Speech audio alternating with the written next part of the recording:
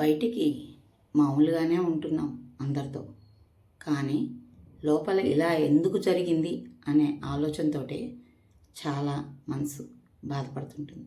ఏంటో తెలుసా? అది నిరాశ, డిసప్పాయింట్మెంట్.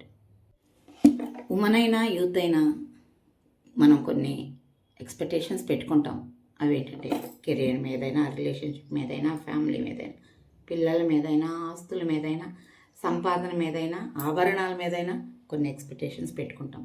కానీ అది రిజల్ట్ ఆపోజిట్గా వస్తే మాట్లాడలేం, యాడ్ అవ్వలేం, మనమే బ్లేమ్ చేసుకుంటూ ఉంటాం. అసలు ఈ డిసప్పాయింట్మెంట్కి కారణాలు ఏంటో తెలుసా? మనం ఎక్కువగా ఎవరి మీదైనా ఎక్స్పెక్టేషన్ పెట్టుకుంటాం, కానీ వాళ్ళ ఎక్స్పెక్టేషన్ రీచ్ అవ్వరు. మనం చాలా ప్రేమిస్తాం ఎవరో ఒకరిని, కానీ అదే ప్రేమ తిరిగి రాదు మనకి. మనము మన వాల్యూని రిజల్ట్తో మెజర్ చేస్తాం. అంతేకాకుండా ఫాస్ట్ ఏదో సమ్ ఫెయిల్యూర్స్ జరిగి ఉంటాయి, అది ఈ మైండ్లో లూప్లా తిరుగుతూ ఉండటమే పెద్ద నిరాశకి కారణం.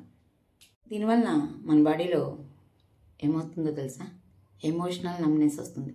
అంటే డిసప్పాయింట్మెంట్కి ఎలా నిరాశపడటం మానేస్తామో, ఎలా ఏడవడం మానేస్తామో, సంతోషం వచ్చినా కూడా దాన్ని ఆనందించలేని పరిస్థితిలో ఉంటాం.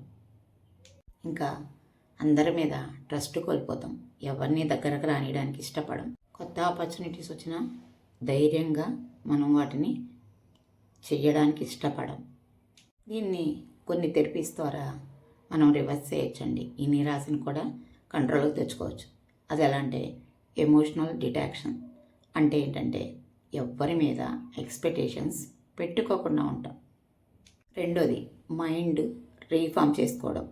నేను ఫెయిల్ అయ్యాను అనే కంటే నేను ప్రాసెస్లో ఉన్నాను, నెక్స్ట్ మంచి స్టెప్ కోసం నేను ట్రై చేస్తున్నాను అని మైండ్కి చెప్పడం.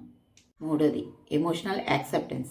అంటే ఏంటంటే ఫెయిల్ అయ్యాను, ఓకే, దాంతో ఫైట్ చేస్తూ కూర్చోవటం కాదు, దాన్ని ఓకే ఫెయిల్ అయ్యానా, నెక్స్ట్ టైం ఇంకా మంచిగా చేసి మంచి రిజల్ట్ తెచ్చుకుంటా అని అలౌ చేయడం. హాయ్, నేను మీ Vanipolu, emotional wellness coach for women and youth and founder of నీ కథే నీ బలం. నిరాశ అనేది ఎప్పుడు వీక్నెస్ కాదండి, అది మీరు హీలింగ్ స్టార్ట్ చేయాలి అని చెప్పే ఒక చిన్న సైన్. మీకు ఈ రీల్ నచ్చితే లైక్ చేయండి, నిరాశ అని కామెంట్ చేయండి, ఇది అవసరమైన వాళ్ళకి షేర్ చేయండి. ఒకవేళ మీకే అవసరం అనుకుంటే పైన ఉన్న నెంబర్కి కాంటాక్ట్ చేయండి. Thank you.